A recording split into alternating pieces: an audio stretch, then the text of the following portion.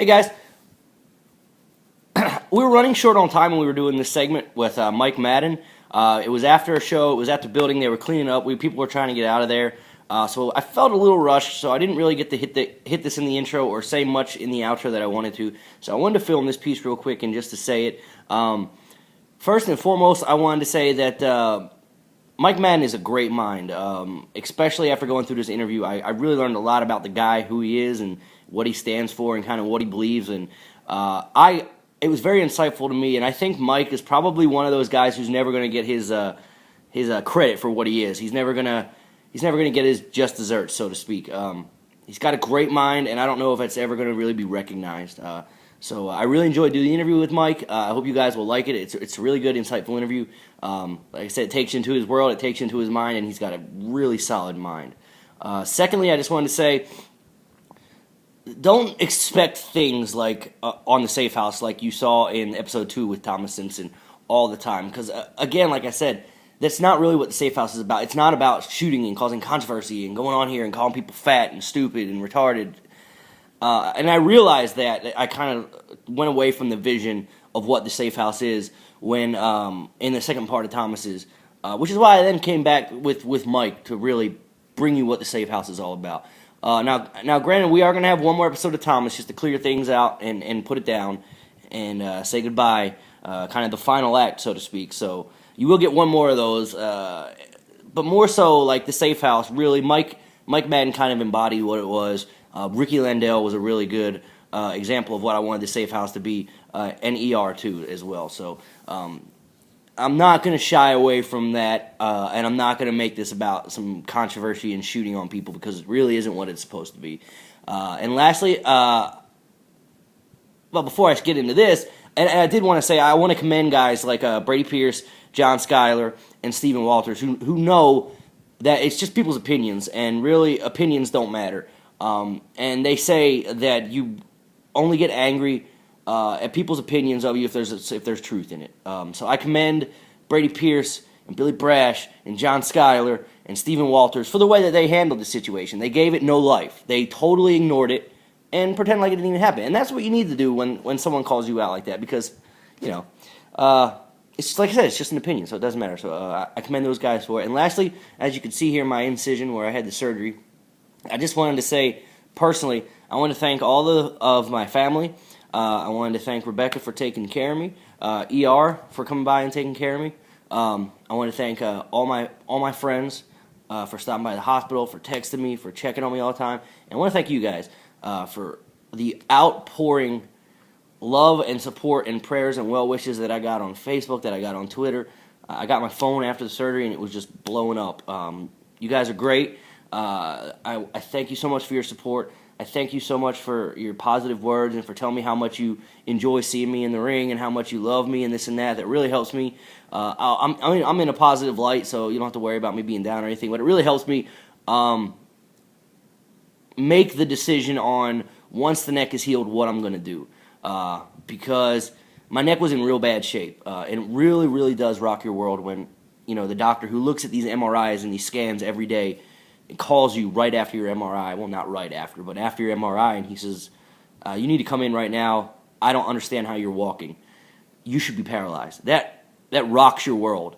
And if the neck, I'll be honest, if the neck does not fully heal, and there is a big risk of me injuring it again, getting in the ring, I'd much rather walk than be a vegetable. But all the negative stuff and the sad and doom and gloomy stuff out of the way, healing is going great. Recovery is going great. We expect a full recovery, and I should be like this $6 billion bionic man, thanks to Obamacare. So again, thank you guys so much for all your support. It's awesome. You guys are awesome. You really know how to help make a guy feel good. And here's Mike Madden on the Safe House. I think you guys will really like it. I enjoyed it, and I really think it's one of the really direct, best kind of examples of what I want the Safe House to be. So enjoy. Thanks. The following podcast may contain adult language, spoilers, and truth. A whole lot of truth. Enjoy. Brace yourself. That's how this works. Is that lighting okay, I guess? Seems to be all right. Yeah, I can darken it if I need to. Just need to switch over. Let me see. It'll be about half hour, 45 minutes, so it ain't gonna be no big deal. Oh, That works though, doesn't it?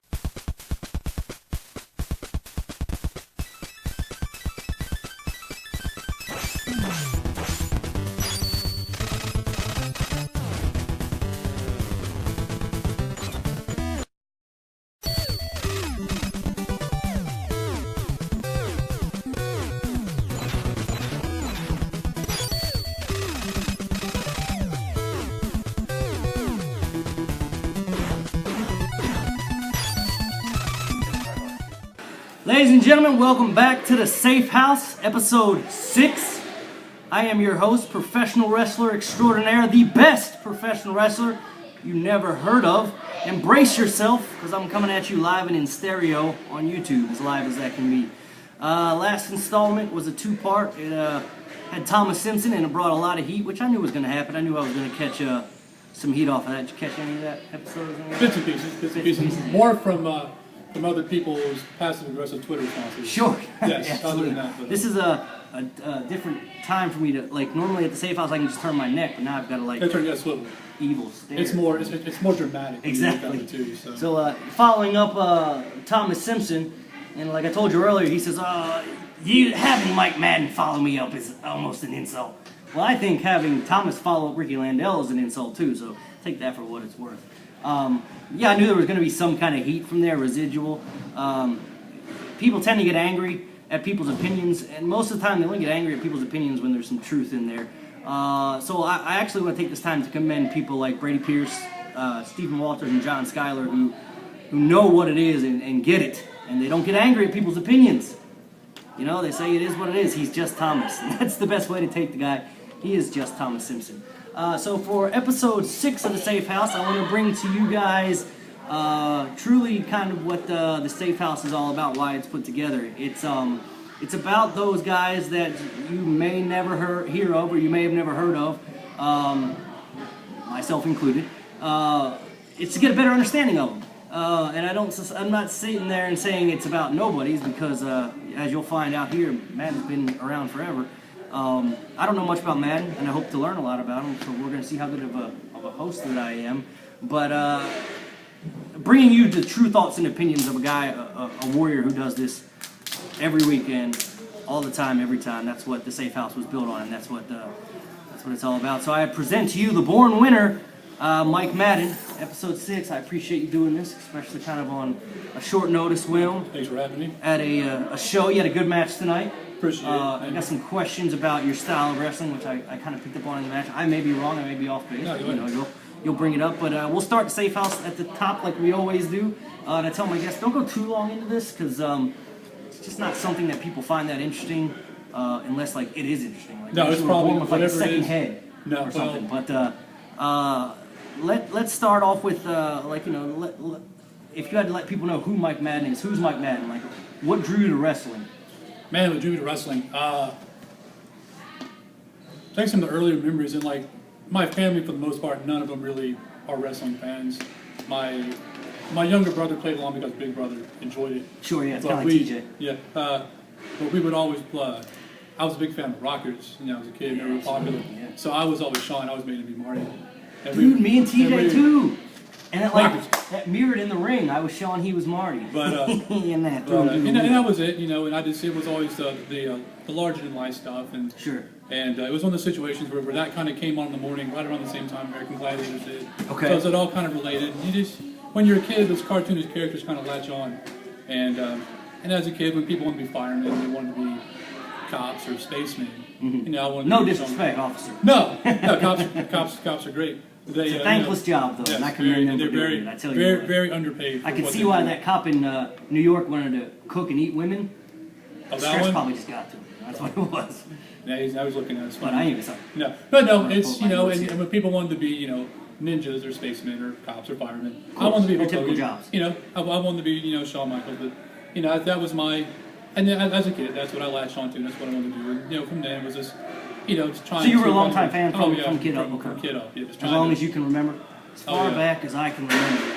Oh, yeah, I mean, it was, there's, from as long as I can remember. Wrestling has been a part of my life and things that I was passionate about. So. Okay. So how did you take the leap from being just a hardcore fan into being in the business? At a job I was at, Bubba Brooks. Okay. Was that the guy with the pain crew? Yeah. The big I had one. my first ever match with the pain crew. He worked for. I was like a part-time clerk for Bio at the time, but we worked for one of the bread vendors, and he basically hooked me up with it and turned me on to a guy in Augusta, Georgia, Mike Ellison. And it's one of those situations where nice guys, they showed me what a ring looked like. You know, I wouldn't call it training. Showed you how to bump, and that was it. Yeah. This is a ring. This is what a bump feels like. You know, and it seems to be about like 80% of the guys start like they don't really learn how to work until they get on the road and they're finally okay, you're ready to go. But clearly they're not. You know, and don't get me wrong, I'm forever ever grateful for that. I mean, people will bag on where they started. You know, there's a lot of people who broke in the same place. Anthony Henry and Sugar Dunkerton also started. Okay. You know, and they got, you know, I don't want to say retrained, but they got out and they were journeymen and they learned their crap on the road, and they're world class people right now. And you know, and I ended up getting hooked up with Steve Stasiak and Bubba Brooks for a little bit. On my first match. But you know, they got me to Eagles, and you know, I met some people. That's kind of met Jason Martin, and then from there, I don't want to use the term retrained, but you know, I didn't know psychology, didn't know you learned a different side, transitioning, things like that. You know, I basically got retrained from Jason Martin, Mike Judas, and Brody Chase. Okay, that's where I kind of got what you want to call it, properly trained, retrained. So what year did you start in the business? 2000, 2001, something like that. Yeah, you are a journeyman. Yeah, you know, and of course every independent wrestler seems to have a 2 or 3 year break for whatever reason, and then, you know. You did have a time where you stopped? Yeah, I mean, it wasn't by my choice, but there was, a time where, there's always a time for people seem to take time off, or whether their choice or not, and then they're back. It wasn't an injury, it was just kind of No, life? it was a life thing. Okay. And and then just kind of slowly got back into it. And what's funny about that, getting back into it, I was working at APW, and I had really little to no confidence in my abilities at that point at all. And it really took Boomer Payne to kind of get me back out of my shell and kind of build my confidence again. And the confidence I have now in my own abilities, I actually owe a lot to Boomer Payne. Sure. Kind of goading it out of me. Now, when you have to take that, when you're faced with that decision and you have to make it, as far as taking time off, especially for a couple of years, like I know I was. Stupid guy that I am, my first thought was when the doctor goes, well, you have a broken neck, you need surgery. My first thing out of my mouth is, well, what about my wrestling career? Right. Instead of, what about me walking again, So when you're faced with that decision, does it terrify you? Like, did you know you were taking time off to come back? No, I wasn't sure. I mean, it was a work-related decision. Yep. So it was a situation where, the wrestling wasn't going to be there for a while. Okay. And, but I knew, the job, the money and the financial benefit far outweighed, the dream at that point, if you will. It's things you have to do for yourself and others. Sure. And then, it's, hate to say it's meant to be there. But, the opportunity presented itself again to get back into it. And, so I got back. Now, when you made that decision to come back, because wrestling is definitely an out of sight, out of mind industry, and it's, like I always say, it's not out of sight, out of mind month to month, it's Monday to Monday. Oh, yeah. So when you made that decision to come back, did you think that it was going to be twice as hard because, people may have forgotten who you are or what you were capable of, dude, so you weren't going to be able to get the bookings? It was awful. I came back and, I was already just kind of down on myself, like, how much did I remember? I mean, I already knew I was going to be rusty. Right. But, no one cared who I was. I remember, this is a terrible story, but we did a battle royal, and I was straight up Eagles all the time at that time. Okay. And well, which isn't a bad place to get back into it. No, and they did a battle royal. It's one of those things, Eagles and Tories for. Not a battle royal, excuse me. It was fans pick the matches. Everybody's in the ring, and fans pick. I want this guy to wrestle this guy. This guy to wrestle this guy. It came down to like me and 3 or 4 other wrestlers, and fans had no idea who in the hell I was. They didn't know my name. They're like, well, we want this guy, and said my name, and they went, well, I want the guy in the blue tights there to wrestle that guy. And that might have been like the most mortifying thing to have to be wrestling. It's about as bad as when you come out of the curtain and they go, who are you? Yeah, it's like, I was like, I should just probably just go home. Right. And that was one of those things, I mean, it'll crush your confidence. Yeah, like, absolutely. It's just, and Eagles, when you're late in the show anyway, there's no one there. Maybe Vince match 4 or 5 out of 12. And, no one's watching it, and you're just like, and it'll do a number on you. And it's funny because in this business, there's a real fine line between being confident and being egotistical. And really, to get anywhere in this business, confidence is something that you have to exude Yep. from walking out of that curtain to being in that ring. The moment you walk out, if you don't have that confidence, they're going to know it. And the fans are going to eat you apart. Oh, God. Yeah, they can pick up on it. Absolutely. So let's go back to the beginning. Do you remember anything from your first match? Yeah, I remember all of it. Yeah. Yeah, almost all of it. Bad story?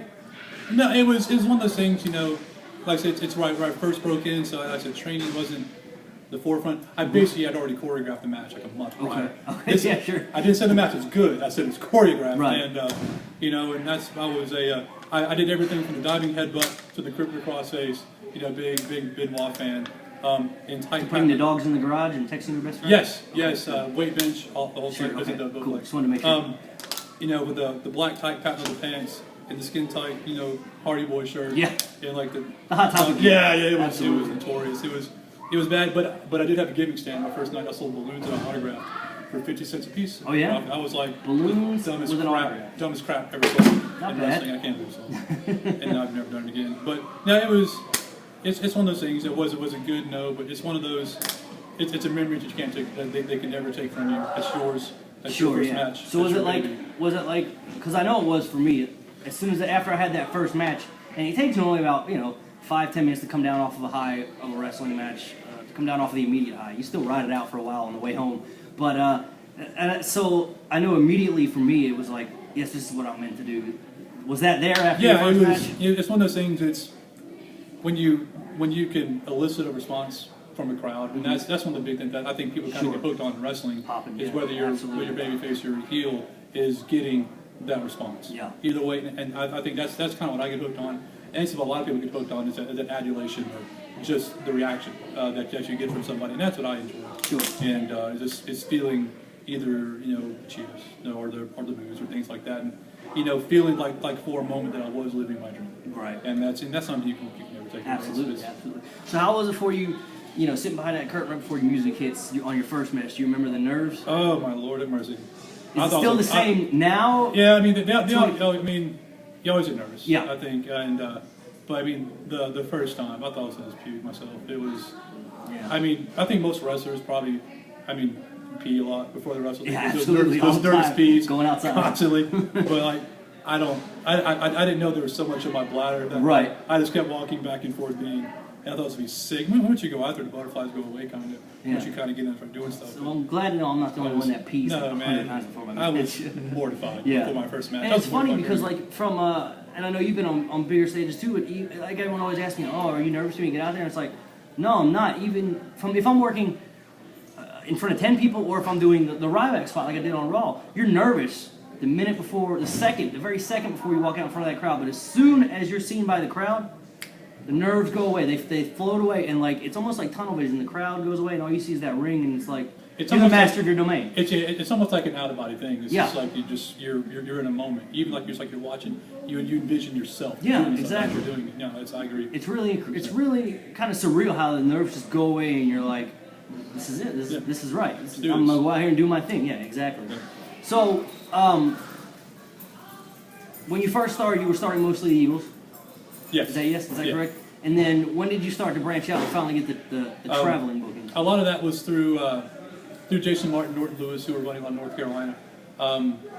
Matt Holder did a couple of shows, and like Tennessee, things like that. It's kind of through that. There's that's a whole other series of stories, but that's a lot of it through even Chris and Missy Childers Thunder. Yeah, okay. Chuck came through all of them. It's a lot of this, the networking you do. So a lot of the Carolinas, Tennessee. Now, when you first were working before you took that break, were you working as Mike Madden? Yeah. Okay. So. But you weren't the born winner. No, that happened kind of sometime after. So when I kind of started back. Okay. And it was just a stupid thing. Like someone was doing like a loser thing in the crowd too, and I was like, I'm gonna make it a W. I think it might have been. I'm looking at the notes here. I had a question. I think that someone actually posted a question. I had two. Yeah. What? Yeah. I had. Where did Born Winner come from? Was that a Charlie Sheen reference? And that was from at the Mark brand. No, it was just some fan was doing the L thing in the crowd, and I was like, I'm going to be completely unclever and make it a W and roll with it, and that's it. I mean, it's such a simple moniker because it's if I win, it works. If I lose, it's easy. Sure. It's and I don't have to. It's a lazy moniker, I guess, but yeah. it works. Now, the beginning of your music, I actually finally got to be a fan tonight and sit out there and listen to it. It's interesting. Where's that from? I was like YouTubing, like winning speeches. I want to have some type of like this speech or monologue or something before the music. And it was, I forget who, but it was something, it was part of a Manchester United, like from a video. Oh, okay. And I was like, that sounds really, really cool. Yeah. I've heard that speech like in other things, but that's where I got it from, was off that, I ripped it off that YouTube video, just cut it into that music. So. Okay. Well, I guess while I'm out there, let me throw out the other question so I don't have to keep going to this. And this is actually a question that I was going to ask you myself, but this other person asked as well. I'm just looking at my notes here, but I'll go ahead and ask it so I can get the Twitter questions out of the way. Flip in out 23. You want to know what you would say the key to longevity is, because what I want to say is you're one of the guys who, whether people realize it or not, have been around forever, and you're kind of one of the guys that is at the stage now where you're going to be on like every show around the area because people know you're reliable, people know that you're going to go out there and give a good match, and people know that you're a namesake. People know, who Mike Madden is in this area because you've been around for a very long time and you've been able to accomplish that and stay. Like you're not the guy from the Attitude Era who thought it was going to be easy ride to get to Vince and get chicks, and then you're not the big muscle head who roids up and stays in for a couple of years and then tears his quad and is gone. You've been around. So what do you think the key to longevity would be? In general, it's in the ring. It's being safe. Obviously, there's wrestling is. I say that with a guy with a brace on his neck, but And I have nobody to blame but myself, man. Because like the guy that I was working, he was wanting to get a dive in. And the headstand bump that I do, the headstand bump to the floor.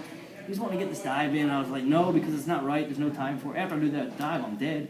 After 5 times of him trying to get it in, I go, fine, whatever, man, just do it. Should have never said it.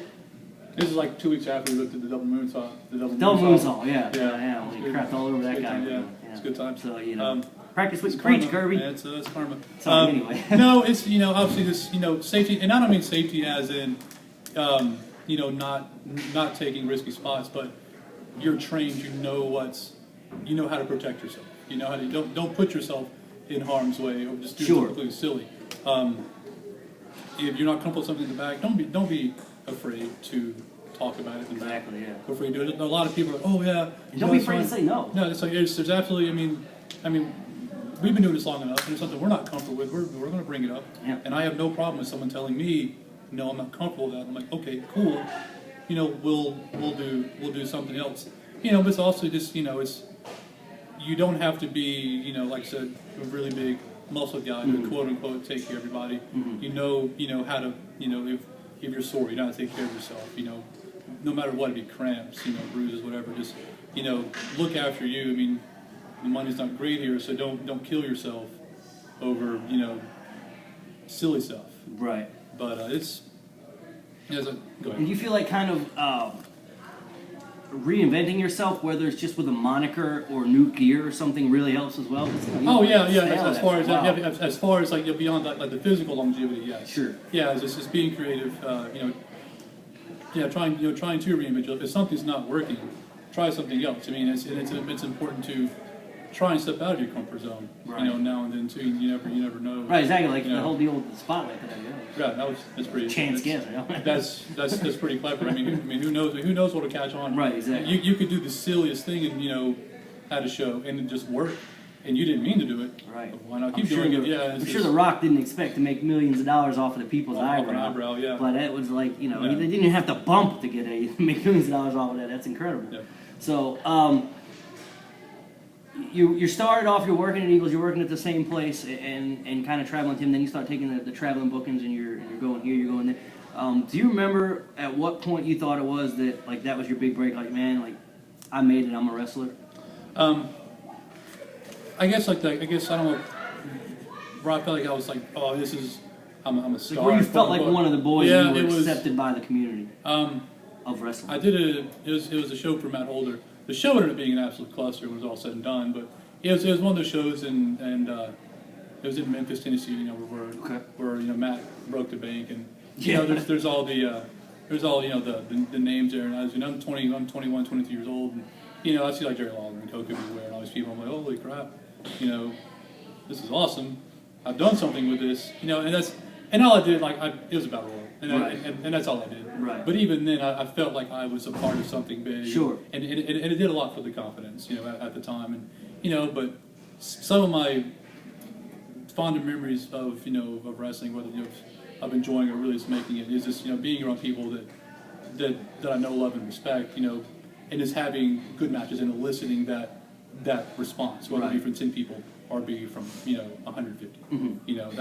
That's when you feel good about what you're doing and feel like you're doing a good job. And I think, to go in sort of a darker side and to always try to be the therapist that I am in these things, I think maybe that's why some guys get hooked on drugs other than painkillers, because popping a crowd or getting a response is such a high. Yes. And from going from that into an arena, especially the guys at the top, from going from that moment with a sold-out arena, 92,000 people, to an hour later you're alone by yourself in a hotel room, you're trying to recreate some kind of feeling that you had there, I think. I don't know. Oh yeah, I agree. I mean, I've often wondered about, even with some of the NFL guys, Junior Seau, he killed himself. Yeah. The Gladiator had no more battles. That was it for me. He had nothing else, and it makes you That's a good way to put it. Gladiator. And I often wonder about guys who were signed, who wrestle these big shows, who are now doing independence. I'd like to kind of crawl in their head and kind of see beyond the money end of it, because obviously they're getting paid decent well on independent bookings, but to kind of crawl in their head and kind of see how they process it. If they still go out there and they feel the same way, right? If they're popping 100 versus popping Madison Square Garden, I'd like to just play analyst for a minute and just kind of see how they see it all through their eyes. And also see too, why is it that some of them do it when they don't have to, when obviously it's a risk to them, the infamous Dynamite Kid, Yeah. Why do you still do it if you don't have to? But once again, we talk about you get hooked on whatever, the reaction. Sure. The Gladiator having battles, you just you get used to that feeling, that rush. If, like I said, of the adulation, that people really just enjoying you, and that's what you can get hooked on. When you stepped away for those 2 to 3 years, was that a real hard transition for you? How long were you wrestling before you stepped away? About 3 or 4 years. So you were in it deep every weekend. Yeah, just about. Oh yeah, and and you step away. And it was a hard step away. It wasn't like, okay, I'm going to get to this point and then I'm done. Cold it was turkey, like, quit. Boom, okay. No, I was done for a little bit. And and I mean, it gets easier to deal with it, as the weeks and months progress.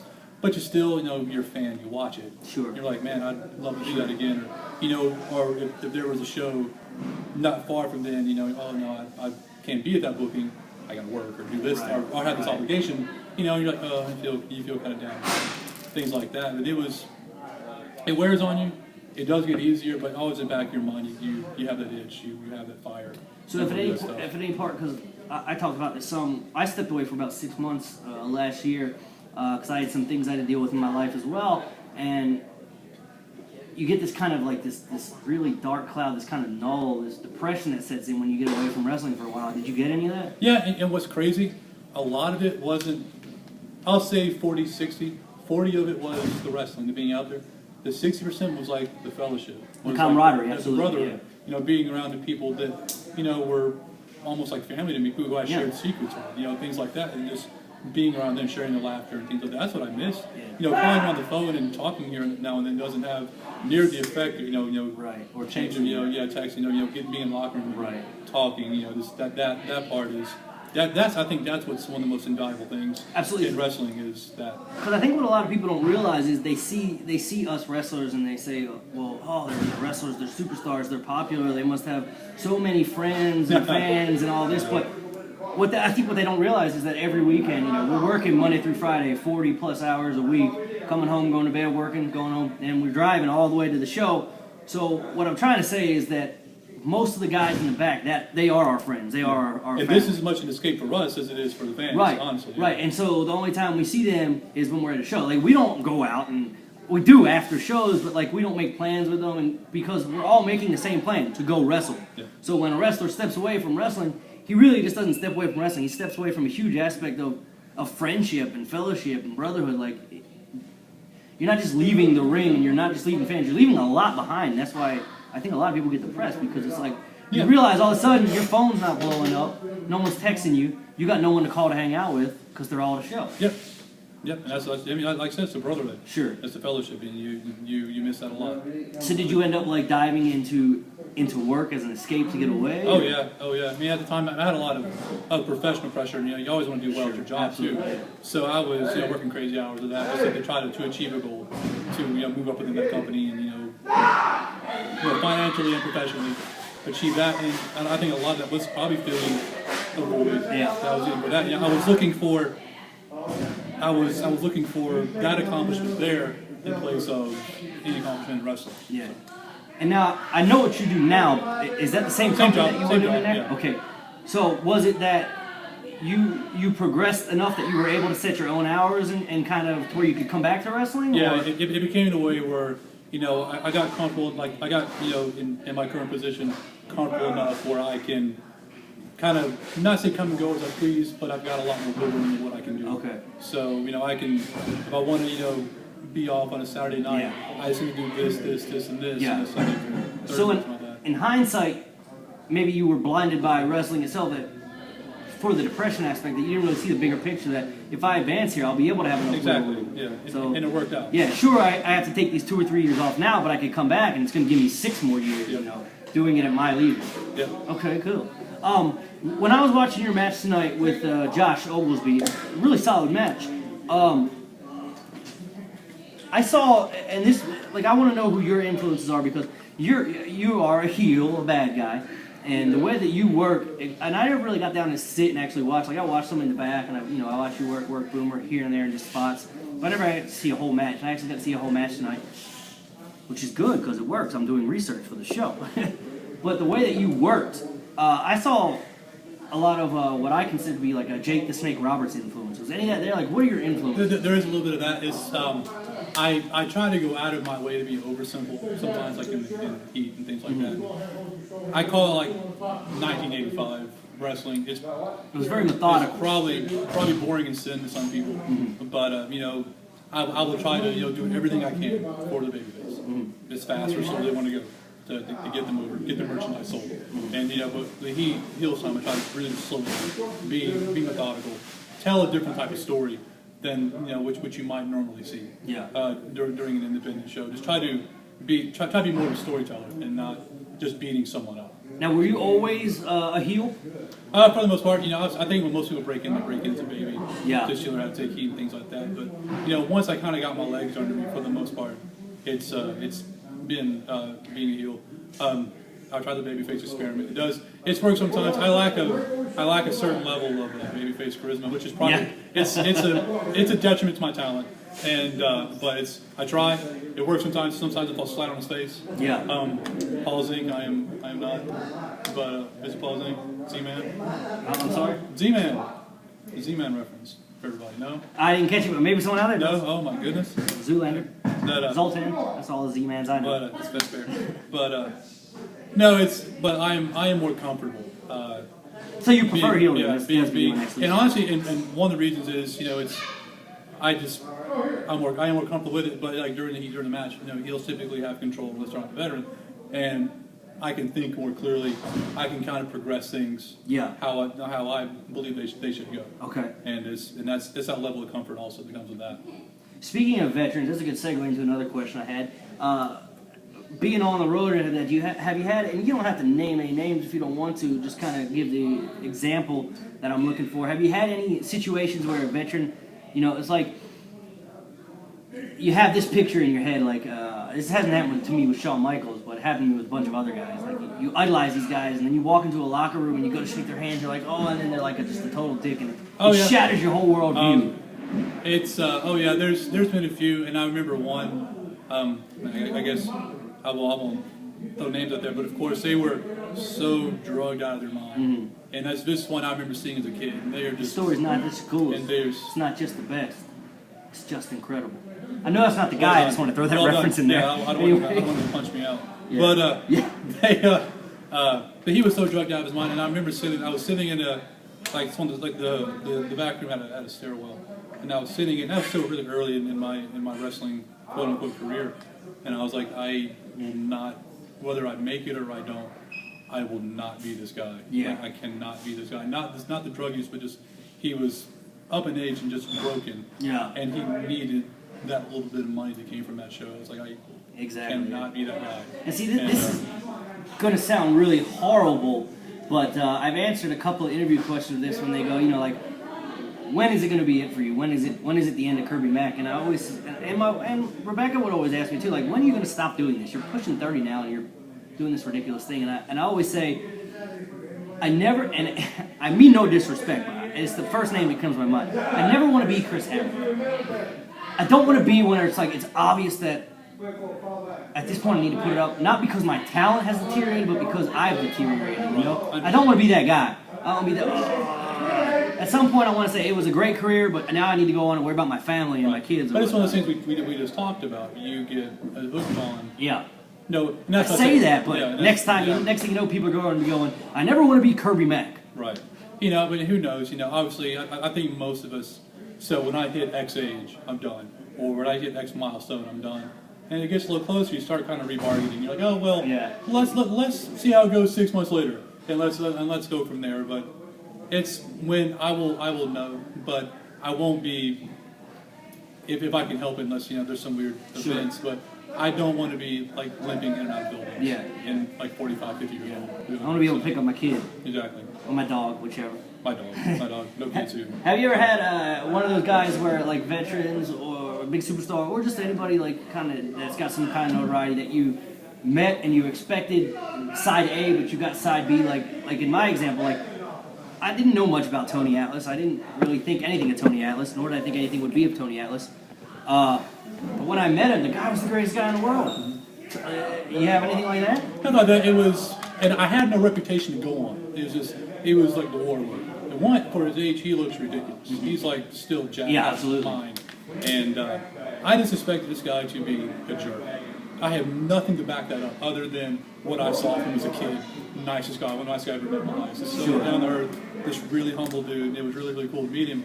I just suspected him to be like, who are you? Get out of my way. Why are you not carrying my bags? Yeah. But no, he was super, super awesome. It was really cool. I was really blown away. And I guess I shouldn't have been surprised since it's a class act, but it's when you have like a mental idea of what someone might be like, and you kind of get caught off guard by it. Sure. It was really, really cool. Now, do you need something? Okay. Now, I lost my train of thought. Okay, you seem to be one of those guys that I never noticed getting caught up in any kind of drama or conspiracy or a situation. Me, on the other hand, I do, and I put myself in it, and I've always said my mouth is my worst enemy. For some reason, I can't keep my foot out of it, and I like to say I have no filter. It just comes right out, and I pay for it later, but it is what it is. How do you stay out of it, especially now with the social media? It's just the way that I've kind of always been, and it's not that I'm not confrontational. I try to be apolitical. Okay. If it's important and I need to put my foot down, I will. Don't rest assured. But if it's pettiness or he said, she said, things like, unless it really directly affects me, not that I don't care. It's not. I don't need to be invested in. I have enough things going on that I don't need all the Facebook messages. Hey, this person said on Twitter, he's going to beat you up. Yeah. It's like, all right, cool, I got to go to work. And, exactly. I got to go pay my mortgage. But, I got bills to pay and dogs' mouths to feed. But, and it's, like I said, I just don't get involved with it. There's no strategy. Okay. People come to me, hey, man, did you hear so-and-so said this about, so-and-so? No, I didn't hear that. What do you think about it? Nothing, I guess.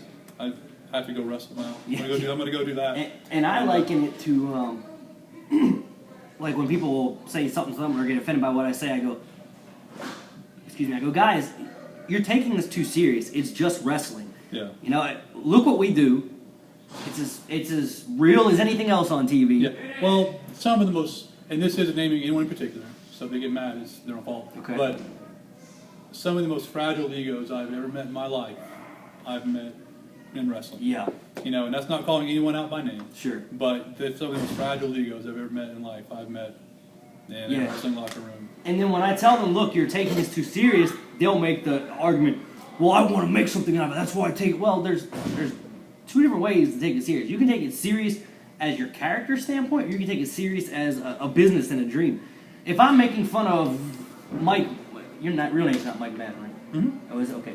If I'm making fun of You can make fun of me. It's okay. Make fun of me. It's okay. Say your name is not Mike Madden. Okay. If I'm making fun of Mike Madden, I'm talking about the character Mike Madden. I'm not talking about the person. You know, it's two different things, and sometimes people can't distinguish like their character from reality, and it's well, once again, I talk about being escapism. Is sometimes it's people's only way to be what they want to be on the inside. Yeah. And that's not meant as a slight to somebody, but if someone doesn't say have a modicum of control, or if they don't like their station in life, well, they can come out here and be this character. Just like playing video games, something like that. They can dive in to this character and be this guy. Like I said, it's just as much escapism for us sometimes as it is for the fans, and they get to be this guy. And sometimes that kind of permeates. They can't separate the two personas, basically, and that's where it kind of gets things can get a little wonky. being that you're kind of like a veteran now around these parts because you've been in long enough, you put your time in on your card, so to speak. I guess so. If guys come to you for advice, like, hey man, how can I get into the business, or how can I make it in this business? What do you give them? First thing, it's obviously it's find a good training school. Because there's not, I don't say not many, but there's a lot of places where you can get your money taken from you. Yeah. When there's a lot of drama going on, for yourself, I pulled one of your trainees aside. I said, don't listen to any of this bull stuff. You're getting good training. Just worry about your training. Don't get involved. There's good training to be had in Endo. Yeah. There's good training to be had, with CWA, things like that. It's a matter of getting hooked up, with the right people, and then going into it with an open mind. Mm-hmm. I think all of us when we went into wrestling, had a character we wanted to be, how we thought it was going to go. Check it all at the door. Be humble. Mm-hmm. Be open-minded. Listen to everything. And of course, this is coming from someone who doesn't look the part. But you've got to do the work outside of wrestling, whether it be watching tape. When you're I always wrestling. say, who needs the gym when you have talent? Exactly. I need both. It's just my way of justifying not to work out. But even then, cardio goes a long way. Absolutely. In wrestling. Cardio will make up for your You work. you can't breathe, you can't think, Yeah. you can't think, you can't work. And it's It's my t-shirt, I think. it's always the little bitty things I think that cause people. But finding good training, having an open mind, expressing humility, going through it all, soaking up all the good, soaking up all the bad, learning from both. Yeah.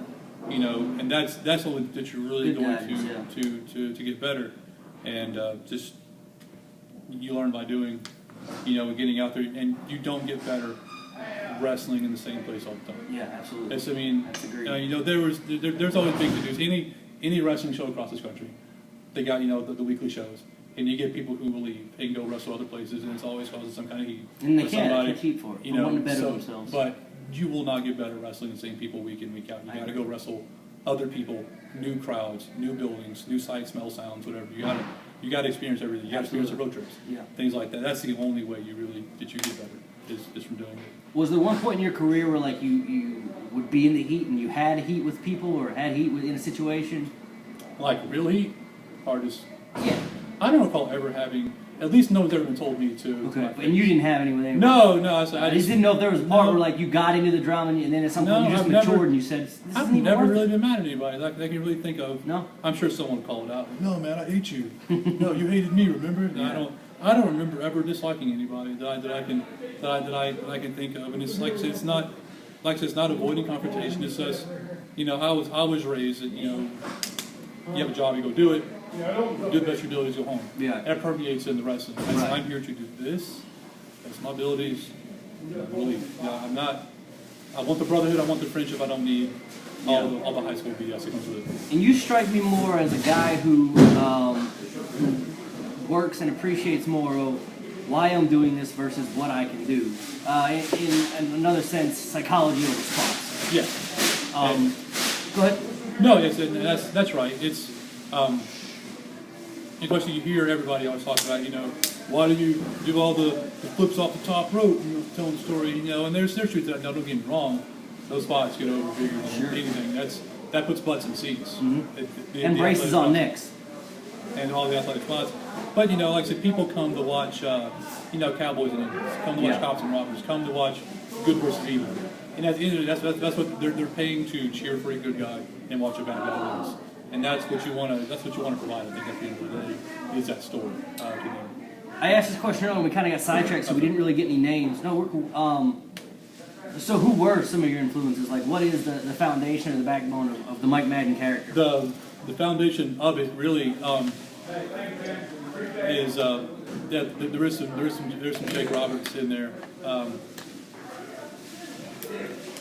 What I watched a lot of Bret Hart, not for his moves, but everything he did was deliberate. Yeah. And I like how deliberate everything that he does. A lot of credit still goes to Mike Judas. Mm-hmm. I've ripped off a lot of his stuff, but he knows it. And and we always talk. He's not using it anymore. No, he's using it. He's using it. I just use it in a different state, Gotcha. So it's different when you cross state lines. Some of this stuff. But it's there's a lot of people watching this, communicate with him, learn ideas by him. We don't talk too much anymore, but Jason Martin had a really good head for it, really good mind for it, and I used to pick his brain a lot for it too. But as far as I guess what people would see on TV, like I said, a lot of Jake Roberts as far as it's like that cerebral kind of Bret Hart's delivery, how deliberate Benoit was, things like that. But I just tried to pull from everything. I tried to just be that slow. Yeah, I can see that. To try to be different and stuff. Who are some of the guys that are out there today that you feel are kind of the diamond in the rough or untapped? We're talking just on the indies. And I don't know if you want to call them untapped now, we're kind of out there. Obviously. Well, just the guys that are what's it now. What's it now? John Schuyler's really good. I think a lot of him. Of course, he's traveled and doing all sorts of good. So is Stephen Walsh. I've mentioned these guys less in a while, but you can keep up with them on Facebook and see the kind of things they're doing. Yeah, they're doing really well. Sugar Dunkertons all over the place. I always feel good watching them wrestle. But he kind of broke into the safe place and kind of see where he goes and how he's making his career. Same goes for Anthony Henry. And I think a lot of him, the things I watch on YouTube of him, things like that. I think they're all really, really, really good guys. I mean, that's a short list. There's a lot of people I think are really talented out there. Yeah. But if I had to pick, 4 off of my head, that's the 4 to go to. And I mean, no offense to anyone who I did not name. Right. And I don't want any heat with anyone. But it's just that's the immediate 40. Heat on the safe house. That's the true. I kind of pushed out there. But it's that's the first 40. Sure. Are there any guys out there on the indie now that you kind of like? That's what I want to be able to like. For me, when I started to understand from a psychology standpoint and really get it, and not just go out there and do things because I could do it. I was like, that's how I want to be able to work like Steve Corino. To me, that guy is like, he just hasn't gotten what he should have. Is just great. Any guys out there on the indies that you kind of model yourself like, that's what I want to be able to work like. That's what I want to be able to do. And it isn't like he works amazing. What I would love is to be able to trap Brody Chase's brain. Yeah. For just the habit, just to mind control that and this habit, just because he can. The ways he can go about getting to things, I can really appreciate, and his time and the experience that he's had in wrestling, the way he's just able to put things together in his head while talking. I enjoy watching him talk through it. And if I was just to pick someone locally that I've interacted with or I've been on shows with, I would probably have to say Brody Chase. Yeah. I like to just steal his brain. Sure. No, I agree. Yeah. Brody's one of those guys. He's a mainstay. He's just a name that's always going to be around. I think. Yeah. He's trained. He's taught a lot of good guys and helped a lot of good guys out. Yeah. Yeah, absolutely. We're going to wrap up to the association game. I'm going to throw some names out, just kind of give your thoughts, give maybe a funny story if you have or anything. It doesn't have to be a one-word thing. I'll just throw names at you, okay. And then we'll close it out. So we've already kind of touched on him, but let's start with Brody Chase. Brody Chase, he helped retrain me. I see when I first moved to Greenville, lived with Mike Judas. I would go to Brody's and basically just kind of get retrained and reacclimated. And there's a lot of learning about psychology, feeding, and transition, and things like that. I learned a lot from Brody. And he's one of those people that I'm eternally grateful to. Okay. But Jeff Lewis Neal. Jeff Lewis Neal? Never really wrestled with him. I've been on shows with him. It's hard to say I really have an opinion of him. He's a polarizing character. Yeah. But you say what you want. He's amazing. He's talented in the ring. Sure, absolutely. Bell to bell, he can go with anybody. He's really good. Okay. So. Bill Hazelwood. Caffeinated. Take another bump, Bill. Caffeinated. Something, so, right? Yeah. I don't think having a show that was sponsored by energy drinks and then having Bill on in the same thing. That's perfect. That works. He's killing. I don't think it was smart for us though. He's all over the place. It's like a chicken. You know. Eddie Rich. Super awesome guy. He is. Super awesome guy. I don't like him. I've met him. Yeah, he's just kind of a douche. Actually, all the cameras are on, aren't they? No, yeah. No, it's super. We actually we both live in the same apartment complex, like one building down from each other for like a year. But super awesome guy. His voice is like audible chocolate. Sure, yeah, absolutely. Wrestling, I would say he's the best, man. I wish he was still announcing shows. Yeah. Because he could, like, you'd be in the ring and he'll announce you, and you feel like a damn star. You feel like a star when he announces you. Yes. That's a good way to put it. Yeah. Oh, you slipped my mind there. Boomer Payne. I owe a lot to Boomer. Boomer helped instill a lot of confidence in me. He's one of, we talk about the brotherhood. He's family to me. I'd go to war for Boomer. I would walk through fire for that guy. Just friendship in and out of wrestling, but like I said, I owe a lot of this my confidence, my abilities to Boomer, kind of pulling it out of me. Spanky. Spanky is very underrated. I agree, especially for his size. First, he can move for his size, and he's smart as hell for us. I mean, there's a lot of times, we'll go call them tag matches, we work together tag team now in Endo, and he'll call stuff, and he's as smart as he is in the back, he's smarter out in the ring calling it if things get swirly, or he just call it out in the ring. Very underrated wrestler. Here's one for you. What about Big Bad Voodoo Daddy? I want to that's a name for you. It's again, awesome guy. The breath of death is not a work. No, it's not a work, man. Not a work, and he will beat the hell out of you out there. Right. But no, it's the matches I had were always fine with him. He's a super nice guy. Breath of death is not a word. It's for real. Let me ask you this though. What do you think the key is? We talked earlier about how there was a fine line between confidence and being egotistical. What do you think the key is to have that confidence, but not get that reputation of being a douche and being full on yourself, Ace Armstrong? You are confident. It's being confident out there, leaving the character there, being who you are in your life. That's a perfect way to put it. When you come to the back room, I'm Michael Madden back here. I can be Mike Madden when I go out there. It's a switch. You turn it on. You turn it off, and that's how you don't rub people the wrong way. You be who you are in your life in your back room. You be the character when you're out there. I got a lot of good quotes I can steal from him in this interview. What is the big picture for Mike Madden? Man, it's hard to say. I mean, it's honestly, I will just and it's so cliche. I will work as hard as I can towards what I can get. Work makes it hard to travel, make long. Far out bookings and things like that, but and you gotta eat. Yeah, you gotta eat. You gotta pay bills. You gotta pay the mortgage. You gotta feed the dogs. Yeah. But you gotta put them in the garage. Really, when it's all said and done, I think, and even if you don't quote unquote make it, I think if I still have at least some form of respect for my peers, and I feel like I have impacted younger guys along the way and helped them improve, I will feel good about what I did. Sure. In wrestling. Sure. Anything else you want to put out there that we haven't touched on? Man, we talked about a lot. You want to drop? Yeah, time flew by, man. Good time 45 minutes solid. Time flies when Time you're flies having when fun. you're working the spots, baby. No, while we tape this, I still do not know the score to Alabama LSU. It is quietly DVRing in my house, so I do not know my mood. But I will. I'll tell you. Hold on. No, do not tell me. There will be heat on the safe house. Tell people where we can find Mike Madden. No, you can find Mike Madden next week and a lot of weeks in Hendersonville right now at HBW. Really great place. 3115 Asheville Highway. That's it. And how do I memorize that? What about online? Online, Facebook. It's Facebook, Michael Madden on Facebook. Not a lot of creativity there. Twitter @born_winner. I'll put the handle down. He will plug me. Sure. And that's where you can find me. Twitter is where I say what's actually really on my mind. Facebook tries to play it safe, occupationally and personally. But gotcha. Twitter, if you want the real scoop, that's where you'll find me. There, breaking it down for fools. Cool.